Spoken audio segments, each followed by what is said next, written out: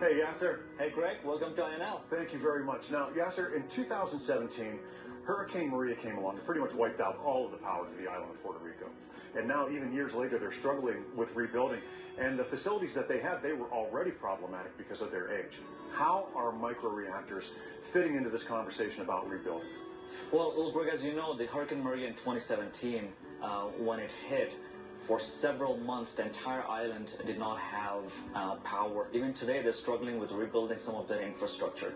But before Hurricane Maria hit, several years before that, we in the nuclear industry, we have been trying to come up with a solution. How do we take really large nuclear power plant technologies and miniaturize them to smaller solutions that we can take from point A to point B very easily and install them and do a plug-and-play installation?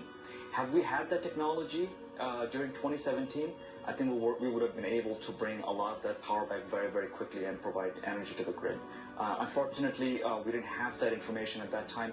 I am very excited today to show you what's inside Treat. We're doing some really exciting things here at INL.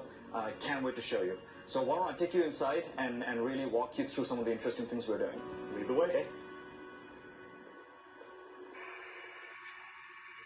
Greg, welcome to Treat. Behind you is a real nuclear reactor. This is an actual reactor. Yes, it is. Wow.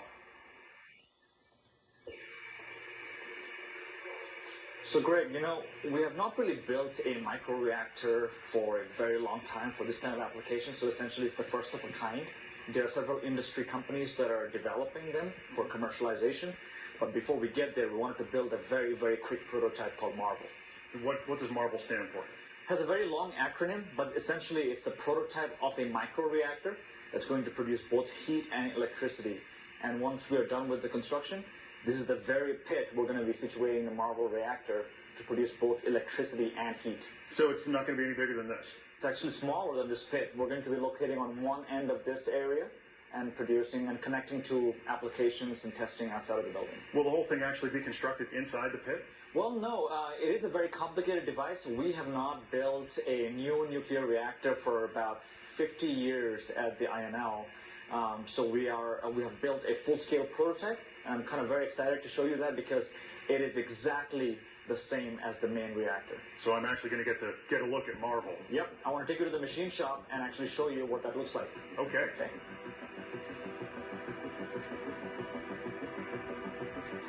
So, Greg, there's been a tremendous amount of innovation in the nuclear industry, and so for the MARVEL reactor, we really pulled a lot of those cool technologies and made a very simple but yet elegant design. So what you see here is a full-scale replica of the actual reactor. The only difference is instead of nuclear fuel, we are basically using electrical heaters to mimic the performance of the overall system. Okay, now how long did it take you to put this whole thing together? So from ideation to coming up with the design and actually fabrication and assembly, it took us only 9 months to get there. And that very speed was extremely important to us because we wanted to really demonstrate how quickly we can go through the process so that some of the commercial designs that are out there can also go that quickly and provide a solution for situations like what we've seen in Puerto Rico with Hurricane Maria, as well as power some of the remote towns and villages that require clean, reliable energy at Alaska. Wow, that is amazing and excellent. And speaking of Alaska, we're going to check in right now with Senator Lisa Murkowski. Sounds good. Nuclear is not only a clean energy, it's that base load energy that is so necessary when you have intermittent sources such as wind and solar. And so when I raise the opportunity for small nuclear, for microreactors in a place like Alaska, I will tell you, most of my constituents look at me a little bit puzzled, saying, Lisa, wait a minute, we have everything else. Why do we need nuclear? Think about the prospect that could come when you have microreactors. I kind of describe it, the concept as, you know, you can do this add-on, build-on, Lego type of a concept, depending on what your power needs are. But you can place these in remote areas. You can place these in areas where you have so little to offer currently. And it's not just for resource opportunity. I think about the small communities relying exclusively on diesel.